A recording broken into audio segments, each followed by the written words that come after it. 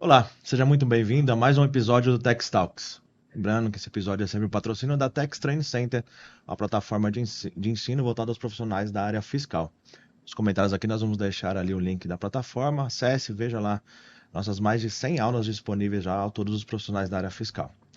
Então hoje mais um episódio, na área tributária não tem como, né? Atualmente nós estamos falando com diversos vieses, falando da reforma tributária. Acho que é o assunto do momento. A gente vai continuar abordando bastante coisa com o intuito de fato, trazer conteúdo que gere valor e reflexões a todos os nossos ouvintes.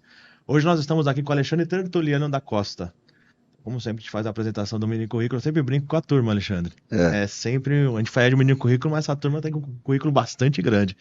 O Alexandre é advogado, com MBA em Direito Corporativo e Compliance, é pós-graduado em Direito Trabalhista, perito judicial, professor coach certification pela Associação de Coach e também pela Sociedade Latino-Americana de Coaching, profissional DISC, Mentoring Coaching pela European Mentoring Coaching Council, é isso? isso. Estou tentando traduzir aqui tudo.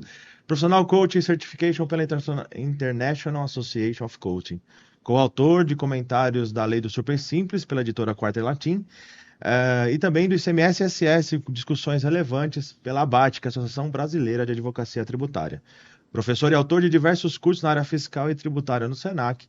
Atuou como diretor pelas empresas de auditoria, pelas áreas de auditoria fiscal e tributária na Inares Advogados, palestrante de temas tributários e fiscais para os setores de alimento, bebidas e transporte. Foi auditor pela Ernst Young, e auditor nas áreas de tributos indiretos e também auditor na Mazars Auditoria. Atualmente é sócio na TC Assessoria Empresarial, uma empresa focada em cuidar dos processos preventivos nas empresas. Quase não tem discussões, né? E em todas as áreas do ramo de direito empresarial, bem como assessorar na gestão de negócios, principalmente de empresas familiares. Esse é o pequeno currículo do Alexandre. E como sempre, Alexandre, ele sempre inicia. Primeiro, seja muito bem-vindo. Te Obrigado. agradece a oportunidade e disponibilidade de estar conosco. Currículo aqui bem extenso, bem completo, então profissional com muita bagagem para discutir aqui conosco. Mas fala um pouquinho para nós da sua carreira, traz isso um pouquinho para os nossos ouvintes, como que é essa trajetória bem completa que você tem Sabe até hoje. obrigado, Vinícius. Sabe que a minha carreira, ela foi totalmente influenciada pela legislação. Tem alguma coisa da vocação também, né, dentro da área jurídica, da área tributária, da área fiscal, mas à medida que a legislação foi mudando, ela foi transformando alguns profissionais da área tributária, e eu sou um deles. Há muitos anos, as empresas e os profissionais trabalhavam com a área de diretos e indiretos e o societário totalmente separados, apartados. Na verdade, eu tive a oportunidade de trabalhar com as três áreas, unindo no dia a dia, no trabalho, nas execuções, e com o advento das mudanças das legislações, incluindo os princípios das não cumulatividade que aconteceu aí com o PIS, com a COFINS, etc., isso foi aproximando as áreas fiscais, contábeis, operacional. Então, isso foi tornando um profissional dentro dessa área um gestor de empresa, um gestor de negócio. Por quê?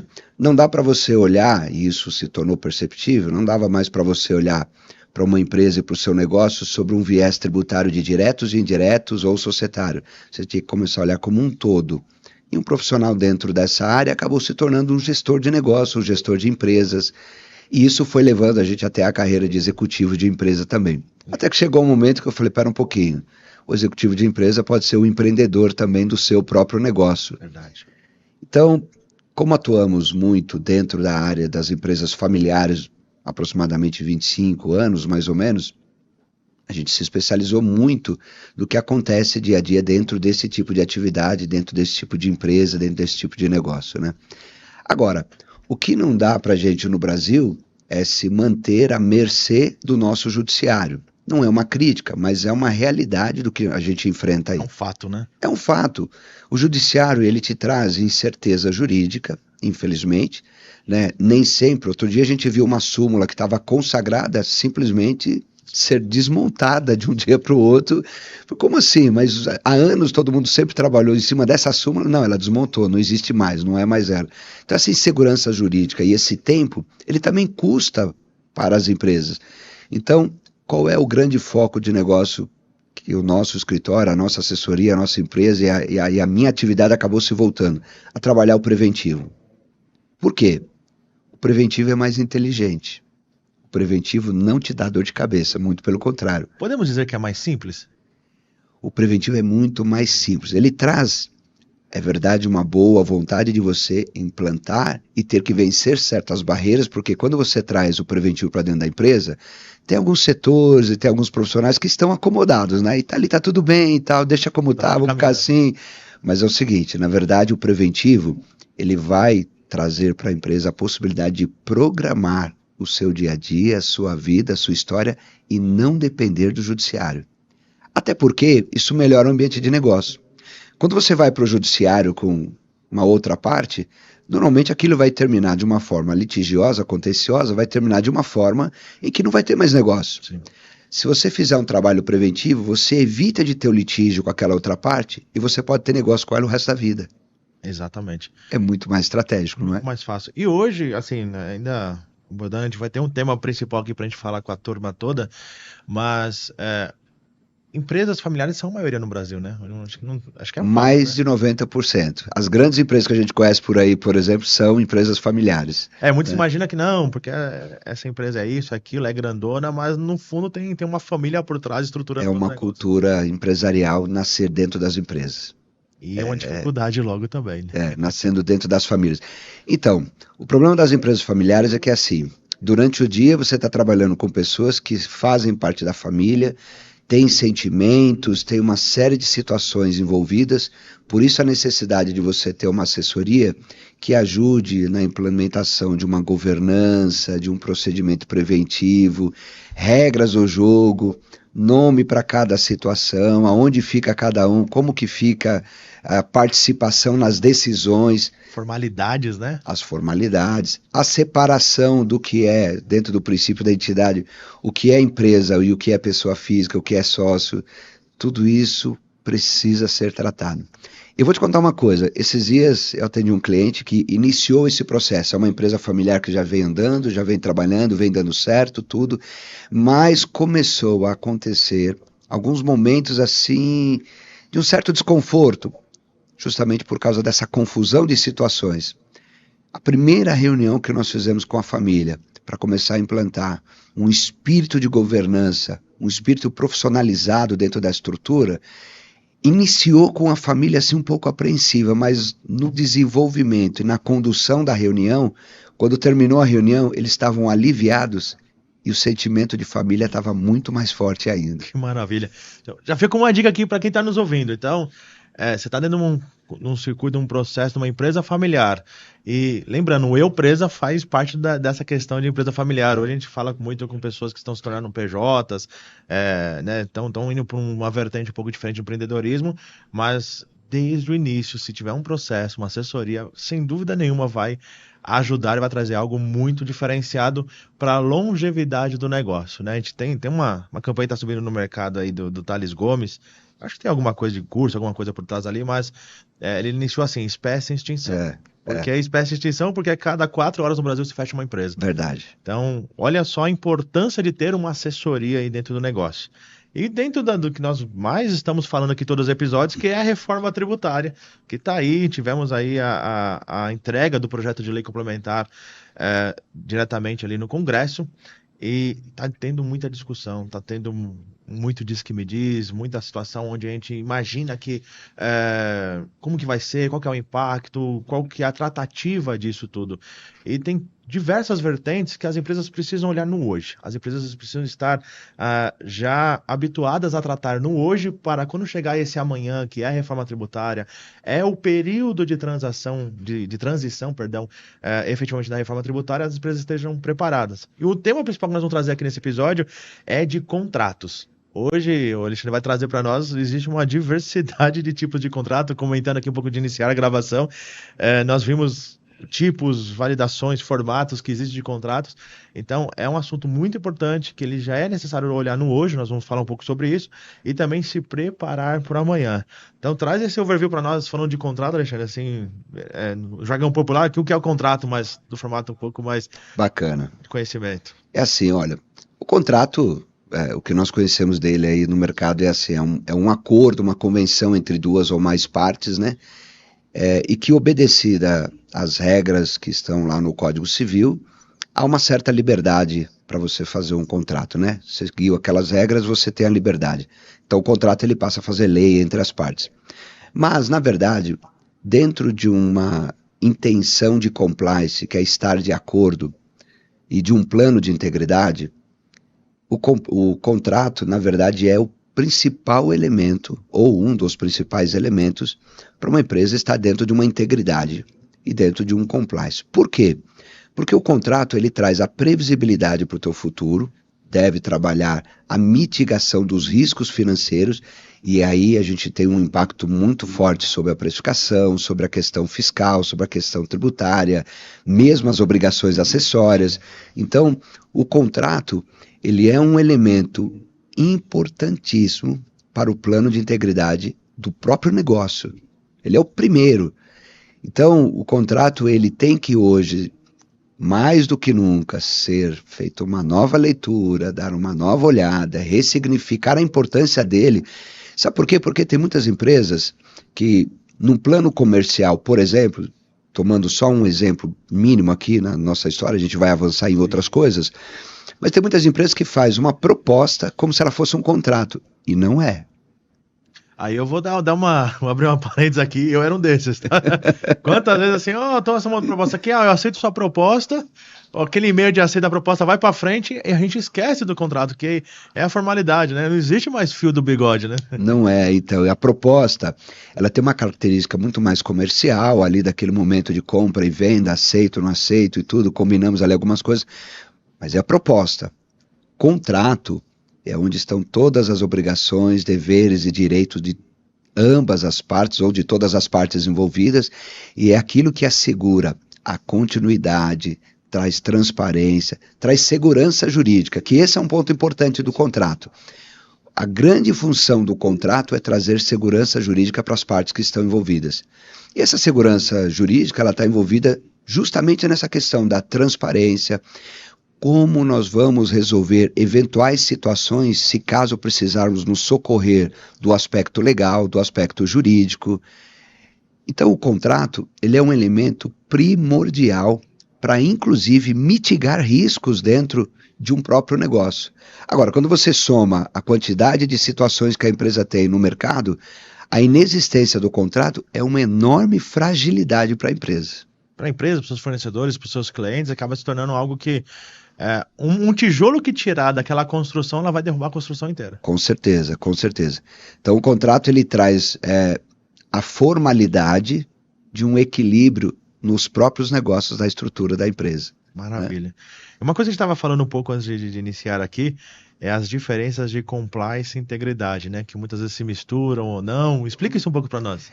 Isso é um negócio interessante. No Brasil isso é muito confuso, porque ora a gente ouve falar no Brasil de compliance como se fosse integridade, e ora a gente ouve falar de integridade como se fosse compliance. Na verdade é assim, compliance é estar de acordo a uma determinada norma, a uma determinada regra, a uma determinada lei. Agora, o plano de integridade é quando você tem uma estrutura para se manter compliance no transcorrer do tempo. Então, hoje eu posso transformar o meu contrato atual, e é pertinente ao tema da reforma tributária, eu posso transformar o meu contrato atual dentro de uma regra de compliance. Ele estará de acordo com a legislação vigente. Mas para ele ser um contrato que ele esteja dentro de um plano de integridade, eu tenho que trazer previsibilidade para que no futuro o meu contrato permaneça compliance. Muito importante. E quando a gente fala da área fiscal, por exemplo, às vezes grandes empresas ela tem os fluxos de contratação. Então ela tem ali a decisão que está no usuário da área fiscal como um todo, que é a questão de negociação de escopo, né, técnico do projeto que vai ser feito, e depois vai para um contrato, vai para uma área de compras. E o que eu observo nas empresas é que isso acaba ficando apartado. Então a área de compras tem um procedimento que ela acaba passando só por um checklist ali de validação para falar que na última linha aqui, ó, tá ok. E alguns pontos eu acho que pensar nesse compliance, nessa integridade, por mais que alguém possa olhar e falar, mas gente, a gente não é, eu sou responsável na minha empresa só por decidir o escopo ou quais são as melhores empresas ali para me contratar, para mim aceitar aquele projeto, aquele serviço. Mas se não tiver um acompanhamento desse profissional no início da negociação até o término dela, pode ter impacto lá na frente entre as partes que foram negociadas só por alguém que Sim, estava de fora da negociação, sim. e o impacto vai ser para os dois, ou para o fornecedor, ou para a empresa, ou para ambos, né? E há um risco também, Vinícius, que acontece nas empresas o seguinte, de acharem que a área comercial ou a área de compras dentro do comercial ou as áreas contratantes, ao emitirem determinados contratos, estão numa mesma linha de ação. Mas, na verdade, quando a gente vai perceber, o dia a dia ele traz modelos de contratos e negociações muito diferentes. Uma mesma empresa ela tem um contrato de compra e venda, de prestação de serviço. Ora ela está de um lado da mesa, ora ela está do outro lado. Uma empresa pode fazer um contrato de franquia, de parceria, uma joint venture. Então, há uma miscelânea de contratos e para você estar dentro de um plano de integridade, você precisa contemplar todos eles. Sim. Todos eles. E não dá para ser um modelo padrão, template ali único para todos. Jamais, de maneira nenhuma. Pior De que a maneira gente nenhuma. acaba mais vendo assim, às vezes eu recebo, às vezes a empresa tem o padrão dela, não aceito o seu modelo de contrato, quero que você pratique o meu. Aí você olha da empresa 1, 2 e a 3, às vezes é o mesmo, um detalhe ou outro diferente, mas você fala, é o mesmo contrato, É, para serviços diferentes. a gente tem uma cultura de copia e cola aqui no Brasil muito grande, né? Na verdade. Então, os contratos eles acabam tendo uma outra variedade, que é a questão do tempo dele e de quem está do outro lado da contratação, no sentido do seguinte: tempo. Eu tenho um contrato de tempo curto. É um contrato curto. Então, para efeitos agora da reforma tributária, os contratos de curto prazo, esses contratos eles não trazem grande preocupação nesse momento. Você precisa seguir acompanhando, claro, mas são contratos que o prazo dele te permite fazer determinadas adequações, até porque ele pode estar encerrando daqui um pouquinho, o novo contrato a gente vai melhorando ele aos poucos, tá tudo certo. Agora, o contrato de longo prazo já exige outra atenção. Temos uma outra situação quanto a quem está do outro lado na contratação. Tem o contrato que você faz no mercado privado. Então, são empresas privadas trabalhando nesse contrato. Agora, e quando o contrato envolve o poder público? E tem toda uma regra específica, uma legislação específica. Agora, você imagina um contrato com poder público de longo prazo. Aqui a gente tem uma grande situação. Um desafio. Enorme. Mas, tem uma coisa importante para a gente colocar aqui, e a gente talvez em alguns momentos iremos voltar a esse tema que eu vou falar aqui agora. Equilíbrio econômico. O princípio do equilíbrio econômico é um grande coringa nessa história da reforma tributária. Por quê? Porque o princípio do equilíbrio econômico, ele visa trazer para as partes ônus e bônus que precisam ser readequados ao longo do tempo. Eu estou falando de uma maneira simples, mas isso juridicamente é previsto. E a gente tem nesse tipo de instituto exatamente a nossa saída. Por quê? A reforma tributária, a gente está discutindo e tem assuntos permeando vários setores, vários segmentos, e vamos manter a questão em relação ao monofásico, não vamos manter, vai ter seletividade, enfim. Porém, tem muita situação que ainda vai ser legislada. Sim. E aí a gente tem uma preocupação. Por quê? Porque a gente tem lá a previsão de que novas regulamentações virão por leis complementares. Ok, uma lei complementar, ela exige uma especialidade maior para ser aprovada, então ela passa por um crivo de segurança que tem um quórum qualificado, então ela traz uma segurança. Agora, tem previsões lá que está claramente dizendo o seguinte: poderá ser alterado ou regulamentado por lei ordinária. Abre parênteses. Medida provisória. Na verdade, isso é uma coisa que a gente estava até conversando. Vamos abrir um parênteses do assunto de contrato aqui, mas que a gente traz nas discussões do IS, do Imposto Seletivo. Sim. Porque ele já trouxe ali na emenda constitucional e no projeto de lei que a alíquota do IS estará onde? Na lei ordinária. Na lei ordinária. A ser definida.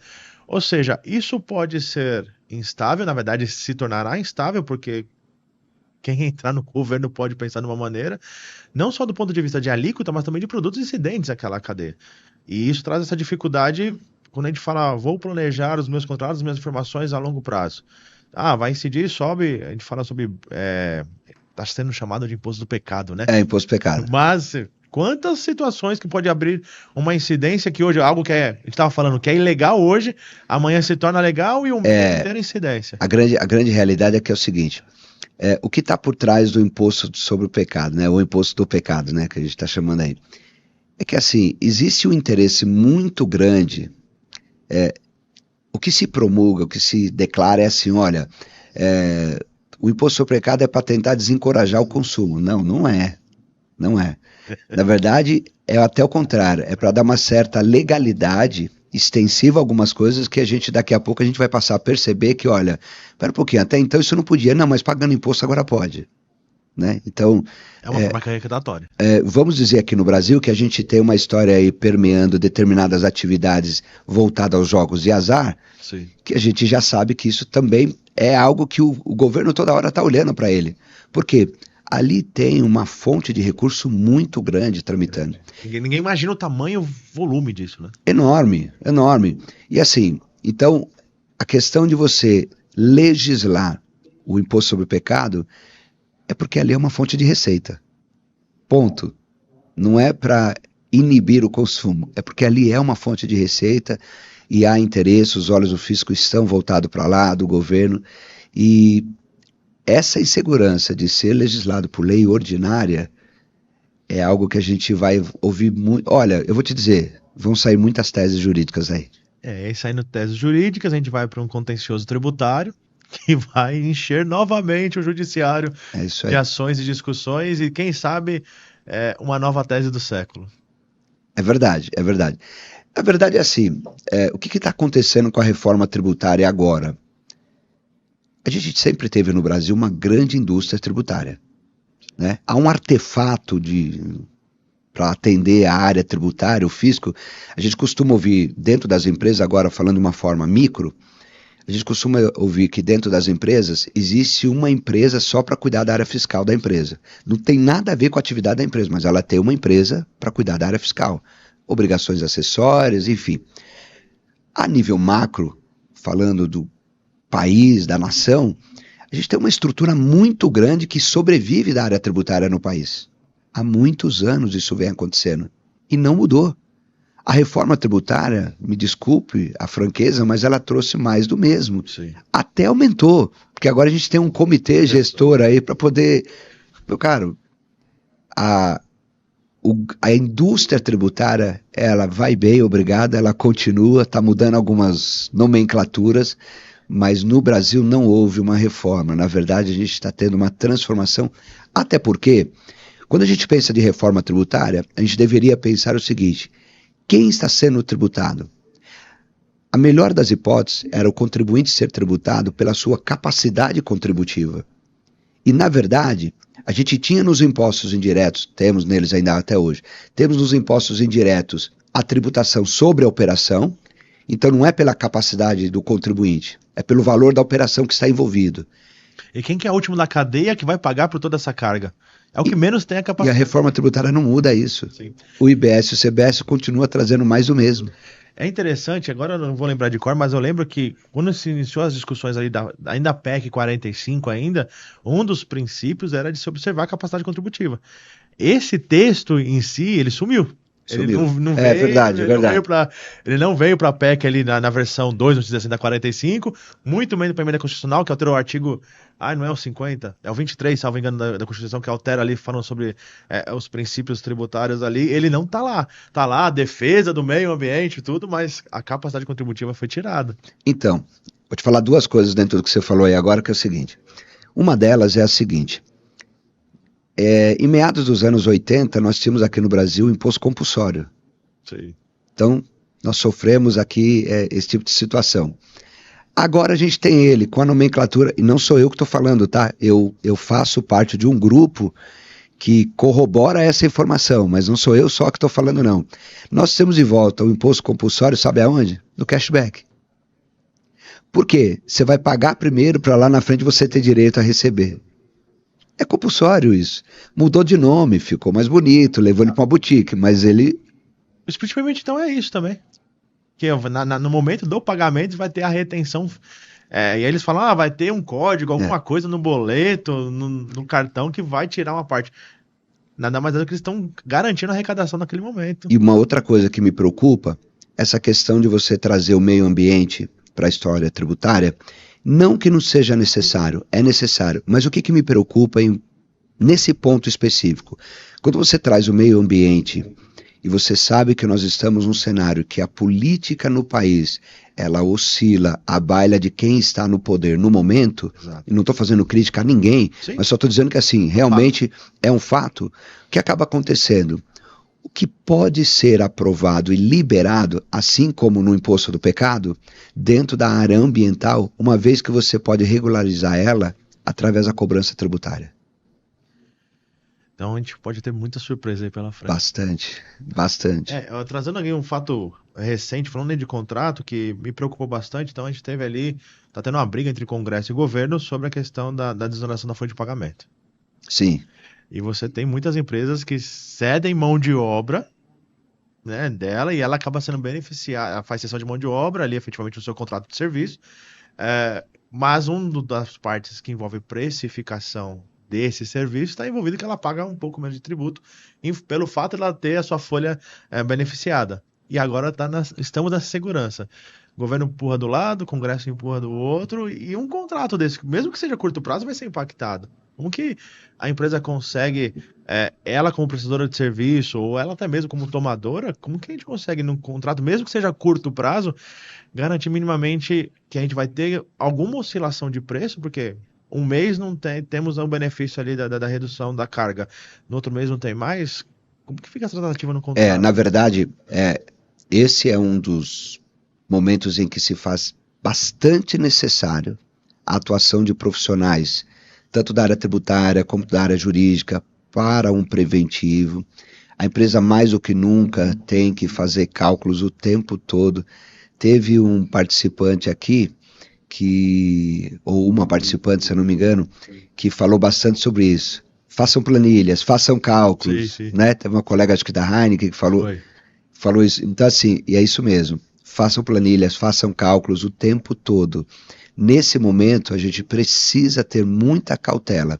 Porque os contratos de curto prazo, como a gente disse agora há pouco, tudo bem que você vai poder daqui a pouco revisitá-los, eles vão ser concluídos, você pode, num novo contrato, melhorar alguma coisa, mas desde já, algumas cláusulas preventivas precisam estar lá dentro do contrato, para que você tenha facilidade, quando chegar o momento de tratar o assunto, e não criar nenhum estresse na relação. Acabar criando, né? Porque o estresse ele vai acontecer quando há um desequilíbrio econômico. Então, voltamos novamente a esse instituto. Esse instituto é importantíssimo de já estar permeado nos contratos. Existem cláusulas hoje que a gente coloca nos contratos que já deixa previsto entre as partes, olha, havendo um desequilíbrio econômico, nós vamos comprovar ele, nós vamos sentar e vamos tratar o assunto. Maravilha. Então, olha só, a gente já falou do impacto no pequeno, então se a gente olhar ainda para o longo prazo, porque tem empresas que vão estar negociando em 2024, em 2025, em 2026, contratos de longo prazo. Vamos falar um contrato médio de longo prazo, onde podemos entender uns 5 anos de contrato? A partir de quanto tempo é um contrato de longo prazo? 2 anos já Então, um contrato de longo prazo, é assim, normalmente os contratos, eles acabam sendo medidos da seguinte maneira. Quando você tem um contrato que você, de 6 a 12 meses, você conclui ele é considerado um contrato de curto prazo, né? Ele é considerado assim um contrato. Agora, quando você tem contratos que passam de 12 meses, mas antes de 4 anos, alguns entendem que é um contrato de médio prazo. Entendi. Agora, esse entendimento depende muito da estrutura da empresa. Vamos pegar uma empresa multinacional. Um contrato de 3 anos para ela é médio prazo. Mas vamos pegar uma empresa pequena? É longuíssimo o prazo. Entendeu? Então isso está muito vocacionado ao tamanho da tua empresa, do teu negócio, ao perfil de quem é as partes que estão contratando. E olha, assim, para uma pequena empresa nesse sentido, contrato de 3 anos, ela pode ser algo magnífico, maravilhoso, que dê uma garantia para ele por 3 anos, como pode ser algo perturbador, que vai dar problema por 3 anos. Se der errado, ele quebra uma empresa. Exato. Entendeu? Então, assim, para uma grande empresa, uma multinacional, se conta a longo prazo a partir de 4 anos. Entendi. Entendeu? Daí para frente. Mas isso está muito vocacionado ao porte da empresa. Entendi. Agora, voltando aqui na negociação, então.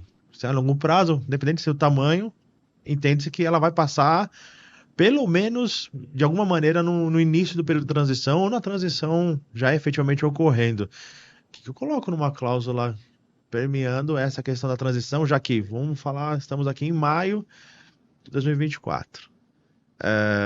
Se eu negociar um contrato de 4 anos, 2028, 28 a gente está em plena incidência da transição da reforma. Só que eu tenho que prever e fazer um contrato hoje. O que eu tenho que tomar atenção?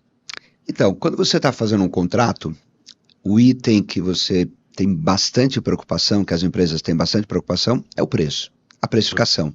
Por quê?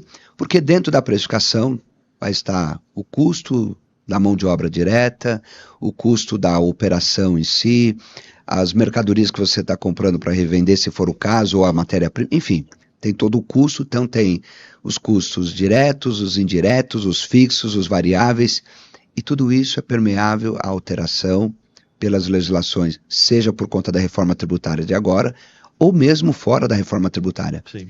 Então, o que a gente precisa é, quando fazer um contrato, inserir cláusulas de previsão do reequilíbrio econômico, alegando que, havendo alterações na legislação pertinente ao nosso negócio, seja o meu negócio ou o teu negócio, independente do negócio do contrato, tá certo? Não está diretamente ligado ao negócio do contrato. Às vezes não, porque essa que é a questão.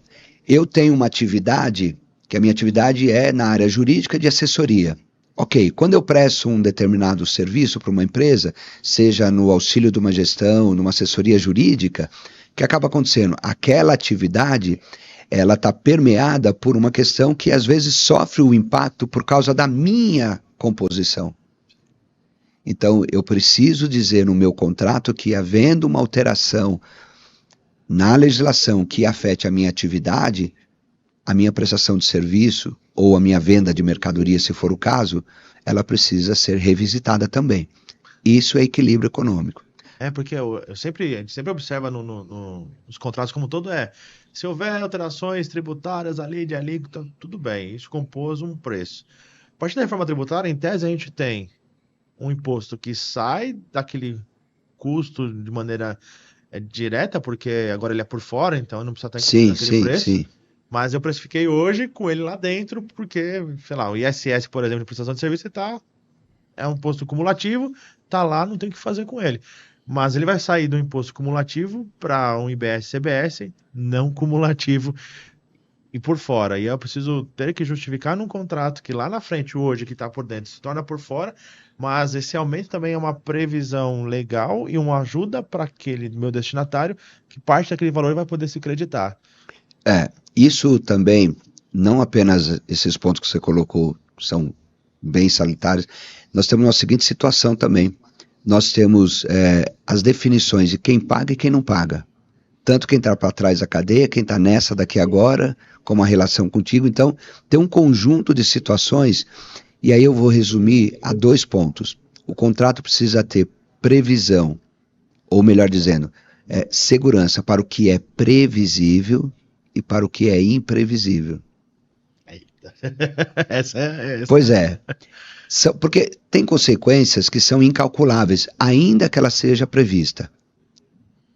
Por exemplo, nós estamos diante de cenários que algumas previsões sobre o ponto de vista tributário irão acontecer. Mas a gente ainda não tem o cálculo disso pronto, fechado. Por quê? Porque depende também de uma série de regulamentações.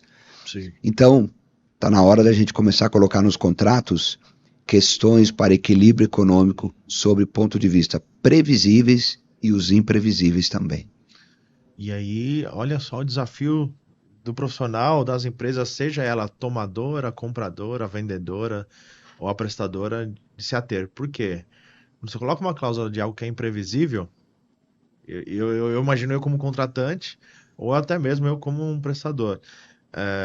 Gente, eu estou colocando algo no contrato que é em tese imaterial agora, mas que pode tornar algo lá na frente. Isso não é uma abertura para discussões e litígios lá no futuros? É uma abertura e você imagina o seguinte, eu vou colocar um contrato nessa história aí que vai dar vai trazer ele a uma potencialização assim, bem interessante. Imagina, eu posso falar aqui porque é público, isso aqui não tem nenhum problema, tá?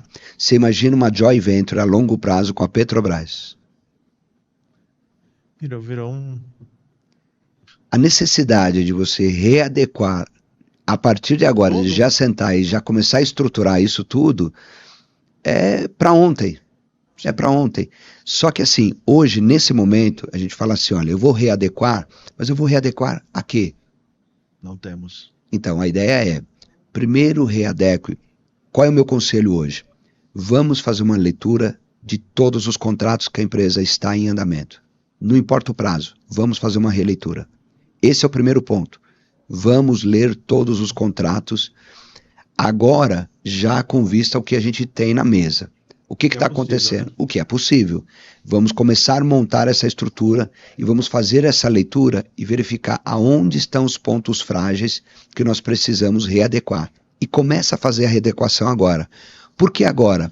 Porque quando daqui a 2, 3, 4 anos a gente tiver novas situações, se não tivermos feito isso agora, os degraus a serem permeados são muito maiores. Vai ser mais difícil. Vai ser mais difícil. Então, vamos começar a sentar e já ir trabalhando agora, entre as partes. A lição de casa, vamos fazer uma leitura de todos os nossos contratos. Então não basta, olha, é interessante isso, né? Hoje, infelizmente, a gente tem aquele tipo de profissional ou profissionais, até gestores, que eles esperam que a informação chegue até eles esperam que a mudança venha até eles, ele não corre atrás para saber aonde... Podemos falar uma expressão popular aqui, onde o caldo pode entornar. Aí, depois que o caldo entornou, fica muito difícil. E aí gera as preocupações e as dores, né? Eu vou usar aqui uma fala já traduzida que tem dentro do direito, que é a seguinte: no direito a gente tem uma fala que diz o seguinte: o direito não socorre os que dormem. Simples então, assim. Dentro do que você está colocando, se não correr atrás já a partir de agora, vai ficar difícil. Vai ser tarde. Bastante difícil, vai ficar tarde. Uma das discussões aí que vem, eu assisti, semana passada foi uma semana de lives, de tanta coisa ali, até por parte do governo mesmo. A live do governo ali falando do projeto em si durou um dia todo. É verdade. Durou um dia todo. Depois o Bernardo teve 2 grandes eventos que duraram horas também. E o ponto que foi de grande discussão foi a forma de recolhimento dos tributos no futuro. A gente até citou já aqui, mas a gente passa a ter 4 formas. Então, a forma uma que é a básica ali, que é pela compensação dos créditos adquiridos. Então, se eu não tenho crédito ali, a primeira coisa que quando eu tenho meu débito, eu vou olhar o crédito. Se for suficiente, entre aspas, paguei o imposto. Desculpa te cortar, mas não é mais do mesmo? É mais do mesmo. Aí não mudou nada. Só que ele incrementou com umas dificuldades. A primeira, split payment. Que é ali a retenção no modelo no meio de pagamento efetivo. Então, imagina, por exemplo, vamos dar um viés aqui, um varejista grande. Tem lá uma movimentação financeira muito grande. E que ele tem que cruzar essa movimentação financeira dos cupons financeiros com aquilo que vai cair ainda oriundo das adquiridas do cartão de crédito na conta bancária dele. Que já tem uma retenção financeira pela taxa do cartão que a adquirente cobra. Que agora vai ter a segunda retenção tributária no meio do caminho. Olha o tamanho dessa monstruosidade nesse. E não é, olha quantos contratos tem nessa história. Sim. Aí a gente vai... Entendeu? Olha quantos contratos. Por isso que eu falo, o início dessa história, tudo bem, você tem que ter uma equipe tributária também, claro, olhando aqui, mas você precisa ter alguém olhando todos esses contratos, porque nessa relação, por exemplo, eu tenho contrato direto com o meu cliente, mas eu tenho um contrato por onde eu estou permeando a minha forma de pagamento. E às vezes, aí eu vou mais além, porque... As empresas que têm grandes volumes de recebimento de cartão de crédito, elas têm outras empresas que têm serviços de conciliação financeira. Não, você tem a área financeira, você tem a área que cuida da transação eletrônica, você tem a área que cuida do antifraude. Então, você tem N empresas aí nesse número de situação para ser analisado os contratos. E o governo falando, vai ser simples a transição. Não simplificou nada. E aí passamos esses 2, você tem um outro que é o habitual, que é o pagamento pela apuração, então apurei ali, já tive a minha retenção, que foi que vai ser praticamente online, mas sobrou um débito, vou lá e faço o recolhimento, que o governo diz que em 2 dias vai estar nos entes ali destinados ali, estados e municípios. Isso é uma informação que ele trouxe que já é assim, eu não sabia. E você tem uma 4ª forma que vai impactar o contrato, que é: eu sou adquirente da mercadoria ou do serviço e eu falo, fornecedor, eu não vou esperar você pagar o seu imposto. Eu já vou pagar esse imposto por você porque eu quero me acreditar aqui. Sim. E isso vai ter que estar no contrato. Sim. Isso mexe no fluxo financeiro das empresas, que é um outro fator importantíssimo, porque assim, o contrato ele precisa estar alinhado ao teu fluxo financeiro. Esse é outro problema. O contrato, eu fiz uma palestra esses dias atrás e eu comentei na palestra o seguinte: olha, prejuízo não quebra uma empresa. Sim. mas fluxo de caixa sim. Com certeza. E um dos elementos que a gente pouco vê as empresas usar no controle do fluxo de caixa são seus contratos. E o contrato ele tem que estar intimamente ligado, ele é um work paper do seu fluxo de caixa diário. Ele tem que estar lá. Então veja, nesse caso, o contrato ele vai alimentar a vida financeira da empresa e vai impactar diretamente na sua capacidade dia a dia de operacionalizar. Porque imagina-se que antes nós tínhamos, antes não, mas atualmente nós temos a seguinte condição.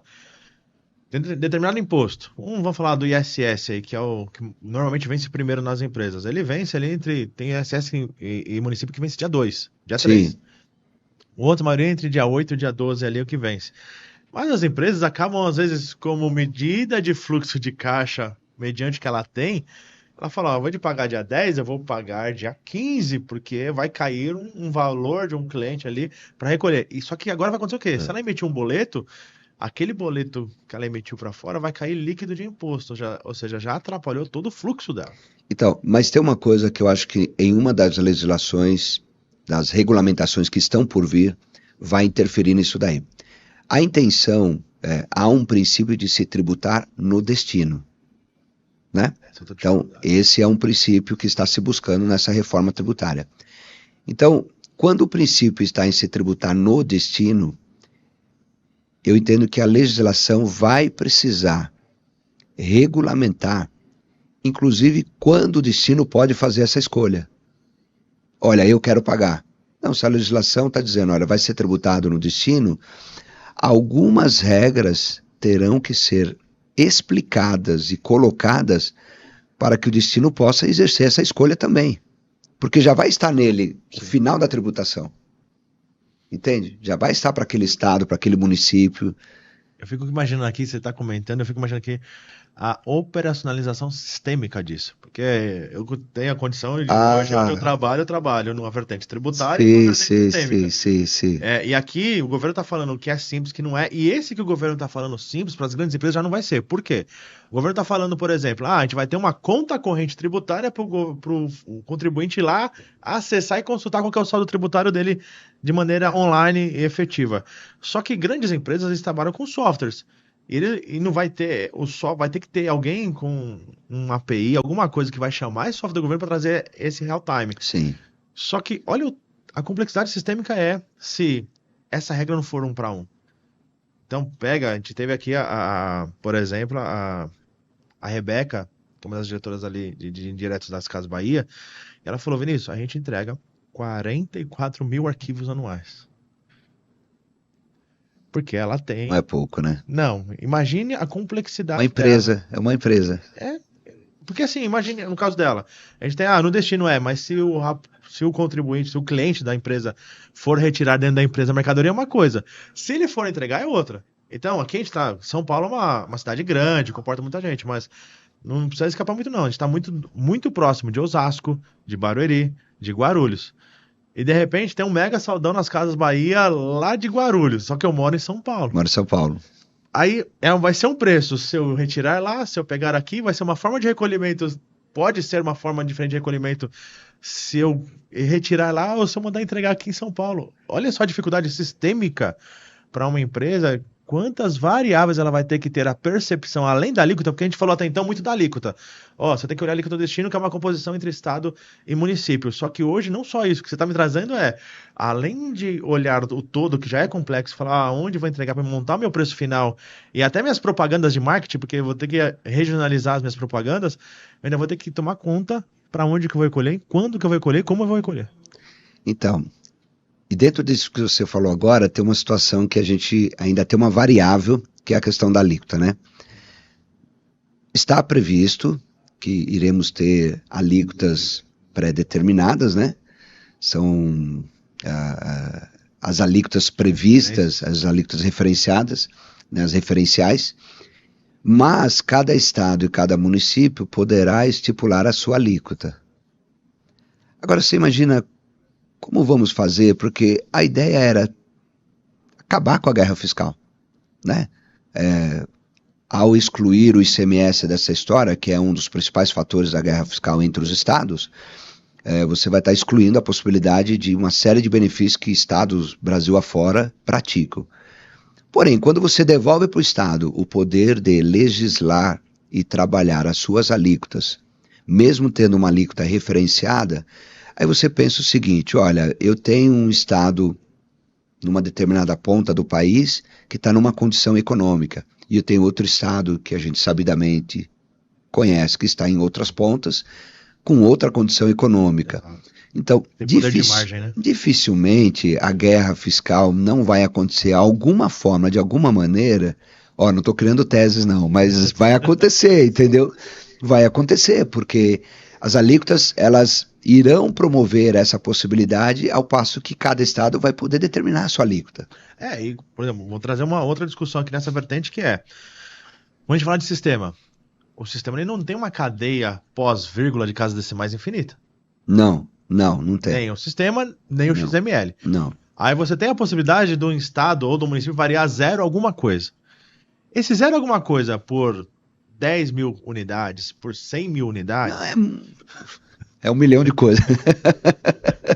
Então, muito dinheiro envolvido, é muita situação envolvida. E aí você vai ter, possivelmente, algum estado falando, não, mas você tem que arredondar a X. E aí você passa a ter, além de olhar, que o governo traz, não, é uma legislação, é uma regra geral, legal, mas esses pormenores que estão na mão do município e do estado, eles podem ser variáveis e a gente tem que acompanhar 27 legislações de novo. Se o estado A fala para mim, Vinícius, você vai ter que trabalhar com 2 casas decimais após a vírgula para calcular o imposto. O arredondamento é essa a regra. E o estado B não falar a mesma coisa, eu tive que dividir meu sistema para calcular de maneira diferente. Mas isso vai acontecer, né? Isso vai acontecer. A própria Constituição, as alterações propostas na emenda constitucional trazem para a União um poder legislativo tributário muito maior, mas não é 100%, né? A competência tributária que a gente tinha, ou que temos até então, né, no que está vigente hoje na nossa Constituição Federal, ele distribui aos entes federativos, aos municípios, Distrito Federal, a capacidade e a competência tributária, né? Essa competência tributária, ela não está sendo tirada 100%, ela continua existindo, até porque a necessidade desse tipo de ato normativo, de condução de vida dentro do município, dentro do estado, não pode ficar na mão do governo federal. Sim. Né? Senão daqui a pouco isso vira o quê? Né? E vira uma guerra de novo, né? Entende? Não tem como. Mas vai continuar existindo uma miscelânea de legislações, só que agora nascendo dentro de um cenário que a gente tem bastante incertezas ainda pela frente. Sim. Né? Eu fico imaginando então assim, hoje os profissionais, vamos falar mercadoria ICMS que o impacto é grande, que ele tem que conhecer. Se ele trabalha só em São Paulo, já são mais de 500 artigos para ele entender. Fora as decisões normativas, as portarias, os atos administrativos, que já são um consolidado de informações muito grande. Quer dizer que, possivelmente, com a reforma tributária, a gente vai ter uma regra geral e poderemos ter continuação de atos normativos, decisões e regras internas para continuar. E tem uma coisa muito séria nisso, Vinícius, que a gente vai perder, que é o seguinte. A gente tem hoje uma vasta gama de jurisprudências e de doutrinas à mercê das legislações que a gente viveu até agora. Sim. É claro que isso vai se formatar, mas a gente vai passar por um momento que vai ter uma lacuna. Não vai ter jurisprudência sobre a nova legislação. A gente vai passar a viver ela. No meio do caminho. E doutrinas vão ser firmadas, a gente vai passar a ter, mas vai existir um momento, uma lacuna, que a gente não tem naquele momento nem jurisprudência e nem doutrina para nos auxiliar. Porque dentro do sistema normativo do país, você tem leis, você tem todas as normas, mas você tem as doutrinas, você tem as jurisprudências que nos auxiliam também na tomada de decisão. Sem dúvida. A gente vai passar uma lacuna de tempo sem ter tudo isso. Como prevenir isso? Com base no que a gente tem hoje, vamos voltar? Tem que fazer a releitura do meu regime tributário. O que está valendo hoje? Está valendo o que está acontecendo dentro do meu grupo econômico. Segmento. O segmento. a forma de constituição da minha sociedade. Quando eu falei aqui da gente revisitar o contrato, sabe qual é o primeiro contrato que a gente tem que voltar a ler ele? Social. O contrato social, ou o estatuto da empresa. Eu tenho que fazer uma releitura do meu contrato social urgente, porque dele vai emanar a estrutura do que é a minha empresa, o que eu faço, quais são os meus objetivos, e a partir dele também analisar os demais contratos. Então não tem trabalho. Tem um pouquinho de trabalho. Tu mais falando, o governo trouxe a questão, vai ser simples, vai ser isso, vai ser aquilo, mas um ponto que eu coloco muito é a questão próxima do creditamento, própria do creditamento, porque o governo vai ter uma conta corrente sua tributária, legal, mas e se eu não concordar com ele? Você faz ajustes, mas ele vai aceitar esses ajustes? Você viu a história das empresas do Simples, que vão poder escolher se recolhe dentro ou fora? O Simples hoje já não é simples. Não, nunca foi. Eu sou coautor de um livro dentro disso, e assim, o Simples nunca foi simples. E há uma confusão que no país a gente sempre teve, que é o seguinte: hoje melhorou bastante, tá? Mas falando um pouquinho dessa questão do Simples, as microempresas e empresas de pequeno porte tinham um entendimento de que, olha, eu vivo com uma vida de registro simplificada, não preciso fazer balanço, não preciso fazer balancete, trabalho com livro caixa. Era essa a história antiga. Oi? Claro que não. Aquilo era uma exigência sob o ponto de vista para a arrecadação, né? Para a liberdade que você tinha dali. Mas para a gestão do seu negócio não importa o teu tamanho. Até porque, lá no escritório a gente costuma dizer o seguinte: não existe microempresa e nem pequeno negócio, microempreendedor. O que existe são negócios em evolução na mão de grandes empreendedores. Para isso, você precisa ter à mão todos os elementos para a sua gestão. Não pode dispensar a formalidade dos registros contábeis, dos balanços, dos balancetes, dos DREs da vida e dos relatórios gerenciais para você seguir a tua análise. É ali que você tem a fotografia da performance da empresa. Eu tenho um grande amigo, e não é só ele que fala, aquilo que não é medido não é gerenciado. E é um problema.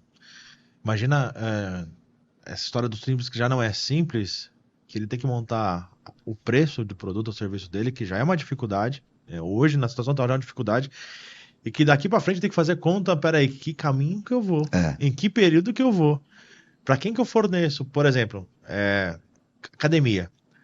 A academia vai ser altamente impactada, porque ela vai ter ali hoje uma alíquota que é pequena, vai ser grande e ela não tem para quem repassar, ela vai repassar para o cliente que vai comprar dela. Vai repassar diretamente no preço.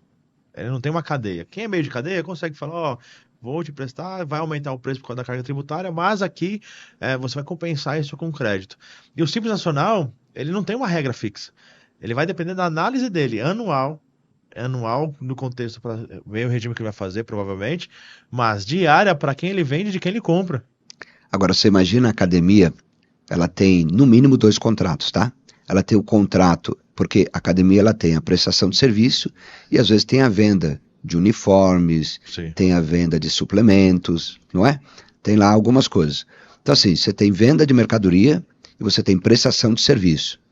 Aí você tem como contratante a pessoa física, mas tem empresa que contrata a academia, portanto ela não é consumidora final para os seus colaboradores. Olha como a miscelânea ela está crescendo, não é?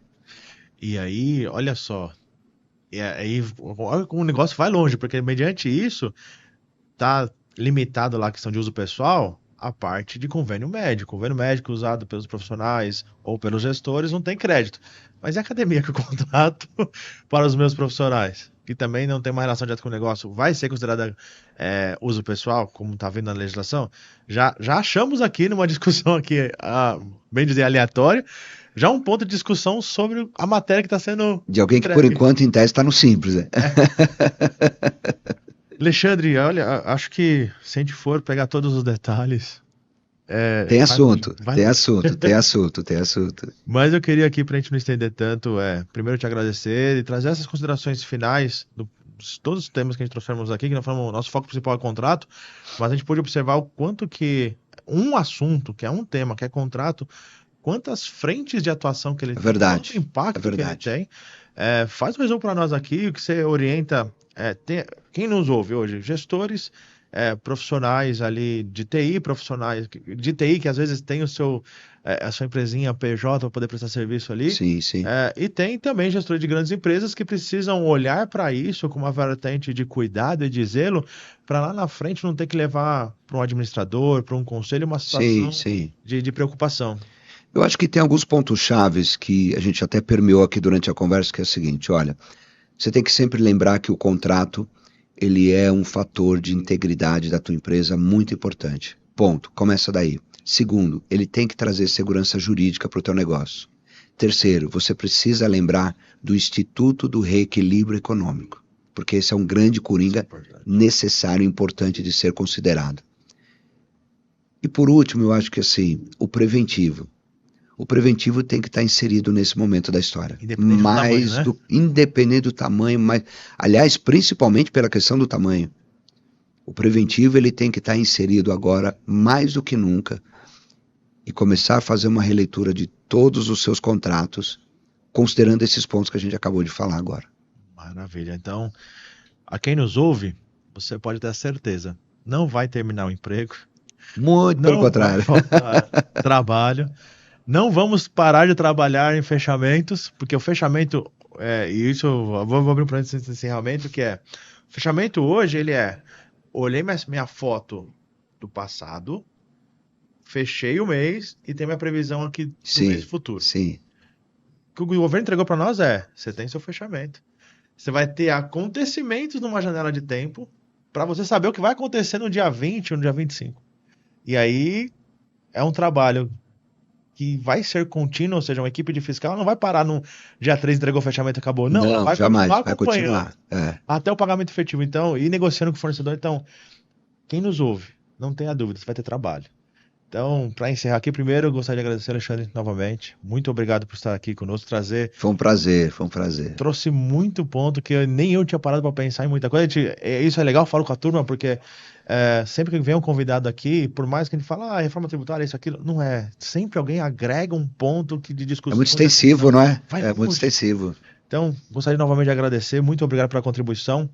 No nosso link aqui da descrição vai estar o perfil do Alexandre. Siga ele, siga a empresa dele também.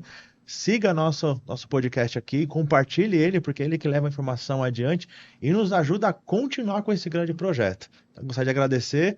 Espere por esperar que vai vir os próximos episódios aí com muito conteúdo. Até mais. Tchau, tchau.